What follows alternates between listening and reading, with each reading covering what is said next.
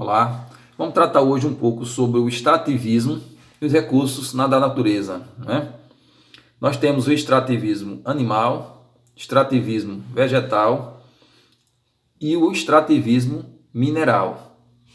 Esses três tipos de extrativismo estão relacionados todos à natureza, né? O extrativismo vegetal parte do recurso da flora, o extrativismo animal da extração do recurso da fauna e o extrativismo mineral dos recursos minerais, né? Essa atividade é praticamente difícil, de certa forma, para algum tipo desse extrativismo, e sim o aperfeiçoamento das técnicas, né? Como a questão da extração de ferro, minério de ferro, isso requer uma técnica mais aprofundada, mais estudada, do tipo de solo que fará aquela extração do minério de ferro, né? E de maquinários especializados para fazer tal extração. Já a questão do extrativismo vegetal, o recurso da flora, como a questão da extração do látex da seringueira, é um processo mais simples, né?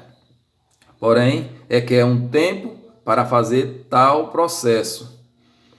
Já a extração o extrativismo animal está relacionado muitas vezes à pesca e à caça, né?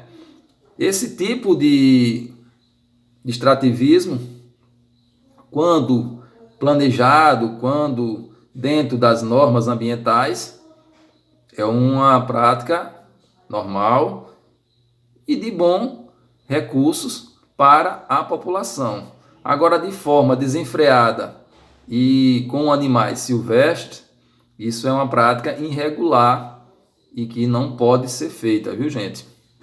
O extrativismo mineral é a base da economia de alguns países. A extração de recursos minerais por meio de mineração pode ser uma atividade realizada a céu aberto ou em mineradoras subterrâneas, né? Entre os recursos minerais metálicos, alguns são abundantes, como o ferro, o alumínio e o manganês. Outros escassos, como o cobre, o ouro, a prata, né? E o próprio diamante. É mais difícil de ser encontrado, por isso o seu valor agregado ele é sempre bem maior, né? Entre os recursos minerais não metálicos, alguns são utilizados para a produção de fertilizantes, para abastecer o setor agrícola, né? Por exemplo, como o fosfato de cálcio, enxofre, calcário, o nitrato de sódio. Outros são utilizados na construção civil, como calcário, argila e areia. Essas fontes de minérios não se encontram distribuídas de maneira uniforme no planeta. A exploração de recursos minerais transforma a paisagem de maneira intensa e causa fortes impactos ambientais que são estudados, né, sempre pelo ser humano. E muito dessa extração é feita de forma não apropriada, causando esses impactos cada vez maiores, né? Extrativismo vegetal e animal. Diversas espécies da fauna e flora são considerados recursos de grande valor econômico. No entanto, para os povos tradicionais, como indígenas e ribeirinhas, eles são essenciais para a sua subsistência. O extrativismo vegetal e animal são atividades econômicas que devem ser realizadas respeitando as leis ambientais e o ciclo reprodutivo das plantas e dos animais. Como, por exemplo, a atividade dos peixes, né? Dados respeitando os limites da própria natureza e assim como os limites também do próprio homem, né? A indústria e o comércio de prestação de serviço. A indústria é uma atividade econômica que traz consigo o sistema capitalista, né? Processo de transformação, seja da matéria-prima, compondo o setor secundário da economia. Existem diferentes tipos de indústria e elas podem ser classificadas de acordo com bens industrializados. Temos a indústria de bem de produção, a indústria de base, que entra a questão da metalúrgica. Temos a indústria de bens intermediários, que fabrica máquinas, ferramentas e equipamentos utilizados por outros ramos da indústria, como a indústria automobilística, da agropecuária e da geração de energia. E temos a indústria de bem de consumo, transforma matéria-primas em bem diferentemente bem de consumo para as demais classes sociais, né? Como, por exemplo, o tecido para fazer a camisa, o alimento, né? Essas indústrias que produzem esse tipo de artifício, de alimento, ela gera serviços para outras pessoas, né? Só pode gerir tais alimentos, tais itens com a mão de obra.